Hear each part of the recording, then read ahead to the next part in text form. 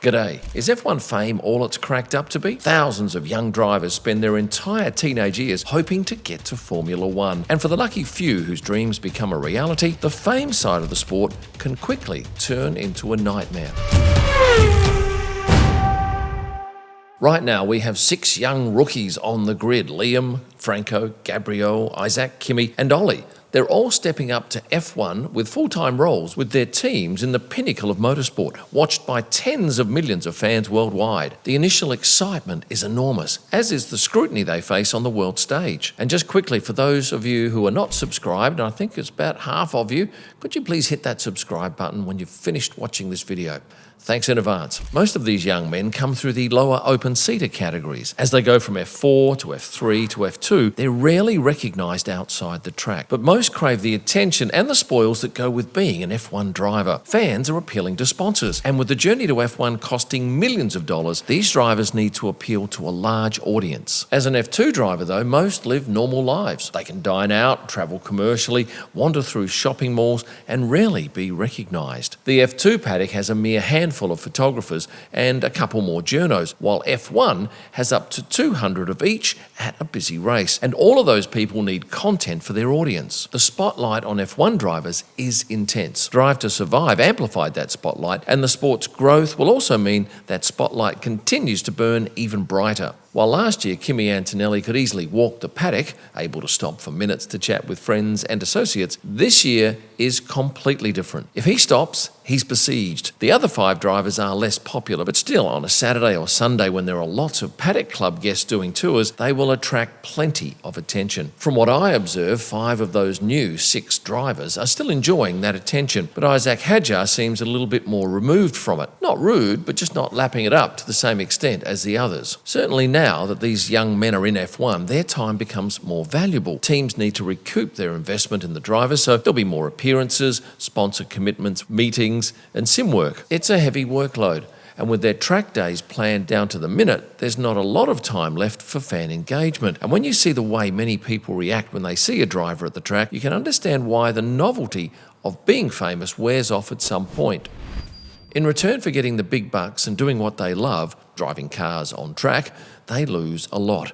Gone is their privacy. They know that at the track, their every move can be documented, but it's what goes on away from the track that can sometimes take its toll. Charles Leclerc had to make a social media plea for people to stop ringing his doorbell in Monaco. Lewis and Lando need security nearby if they're to eat in a restaurant, particularly in an F1 city, because people interrupt. They think it's okay. Some have more sinister motives. Charles was duped by a fan who stole his watch, and Carlos and Lando have also had expensive watches stolen from them. These sort of incidents make drivers think twice about the fame side of the sport. Moving from F2 to F1 means more fan contact. An F2 driver might receive 10 Insta-direct messages a week, but that could jump 20-fold when they make it into F1. Yes, there'll be plenty of compliments and messages of support, but a good number of those people want something. On top of that, there'll be heart-wrenching stories, scams, and plenty of abuse. They get it all. Nicholas Latifi and Logan Sargent were subject to some shocking abuse and threats from weak people who'd never say that stuff to their face. It's an unfortunate byproduct of F1 fame. Young drivers unaccustomed to this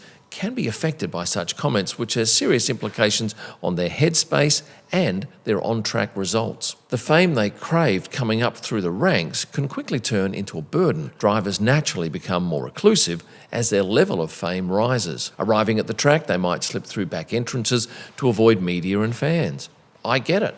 Lewis has done that on and off for years. Travelling commercially by air becomes near impossible for the top-ranked drivers. They'd need security just to get from check-in to the plane, which, along with the obvious time savings, is why so many fly private. Drivers also get bombarded with messages and gifts from love-struck girls, many of whom are craving the F1 girlfriend experience. Private flights, 5-star restaurants, mixing with the rich and famous, becoming a celebrity in their own right, and being in the company of a good-looking and popular young male. It's quite a prize package, but very few get to claim that prize. And I see a lot of vitriol fired at those girlfriends online, particularly in the beginning of a relationship, as a minority of women go on the attack. They often see that new girlfriend as not a worthy partner, and someone who stops them from becoming that partner. Drivers then need to be super careful at that point, and certainly their managers are all over their private lives and working out who they're spending time with, trying to spot those who aren't genuine, those who could turn into a nightmare. Aussie cricket legend Shane Warne was set up deluxe many years ago by two women looking for a tabloid payday. An F1 driver could easily fall victim to that same ruse. On the money side, most young drivers have gone through years of scraping together money to race. Suddenly, they hit Formula One, earning $1 million plus from the team. They're bombarded with offers from private sponsors, signed print deals, free meals, invites to exclusive parties, and much more. It's like drinking from a fire hose. Good management, though, sifts through all those offers and guides the young drivers. Someone like Mark Webber, who manages Oscar, has seen a lot of this in his time as a driver. But there was much less social media in Mark's time, and today, that's what's fast-tracking a driver's fame and the negatives that come with it. The fame involved with being an F1 driver these days makes it tricky to even get to and from the track. I remember sitting in traffic behind a driver in Monza a couple of years ago. Fans were all over his car, bumping and scratching it in the frenzy. This sometimes leads to drivers actually lying down in the back of the car or behind heavy tinted windows. Often they need police escorts just to get to and from their hotels. This is very much shades of the Beatles' heyday. Kimi Antonelli will need extra security in Monza, as will Franco in Brazil, just to remain safe from a passionate crowd. Emotions run over when fans get to see in person those that they've only ever seen on TV, online, or in the press. When fellow Aussie Josh Cruz worked with Yuki Tsunoda at AlphaTauri, he had to barge his way through crowds at Suzuka with Yuki head down right behind him just to get back to the paddock. Of course, no driver can appease thousands of fans wanting a selfie. It would take hours. And to that end, I've seen drivers at certain hotels using the underground car park, scooting up in the lifts when they're late,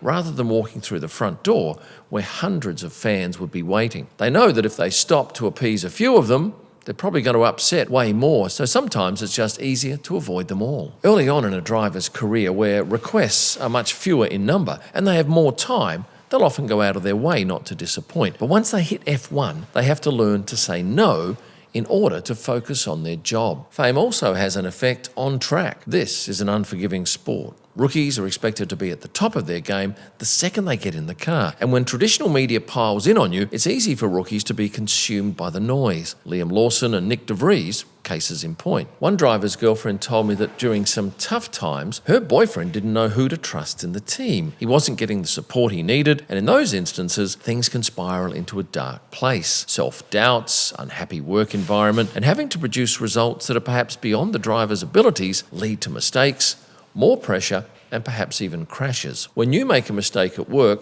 a few people might know about it. When Logan Sargent crashed in Zandvoort or Jack Doohan at Suzuka, tens of millions saw that, and they're all experts. F1 is a marvellous competition, offering incredible riches and rewards to many who race in it. But for some, the decline can be dramatic and emotionally draining. Look at Daniel Ricciardo back in Singapore last year. He couldn't be honest with the media. He knew the deal, and by the Friday of that weekend, everyone in the paddock knew that he wasn't coming back. But he was bound by the team. They dictated the narrative, and so Daniel had to carry on the charade, and that played with his mind. It would for anyone. And then there's the pressure from saying something ill-considered, offensive, or stupid. That ended Yuri Vip's career. His remark was noted and amplified, resulting in Red Bull sacking him. One strike and you're out. I mix with these drivers 100+ days a year. I see their joy and their disappointment, and I view it up close through a zoom lens. It gives me an amazing insight into their emotional well-being, particularly when I'm shooting them in the media pen post-race. It's quite brutal when you've had a shocker of a day and you have to face 15 TV presenters and tell them what went wrong, and then seconds later have to pose for selfies with fans. But as one of just 20 F1 drivers, you are the centre of so much of this attention, good and bad, and most are paid handsomely for it, yes. But over time, the allure of fame fades. What once felt like admiration can turn to pressure, and for many drivers, the lifestyle becomes a demanding performance, where every word and action is dissected. Over the years, a driver's priorities shift too. They still have that desire to win, but other factors start to outweigh the desire for public acclaim, so they retreat from the spotlight where possible. Fame, once intoxicating, can quickly become repetitive and tiresome. Now, before you go, could you please hit the like button? And for the 50% that aren't subscribed, here's a chance to remedy that. And for a whole lot of extra content, plus merchandise and stuff, This is where you need to look. Thanks for watching and stay passionate. With what?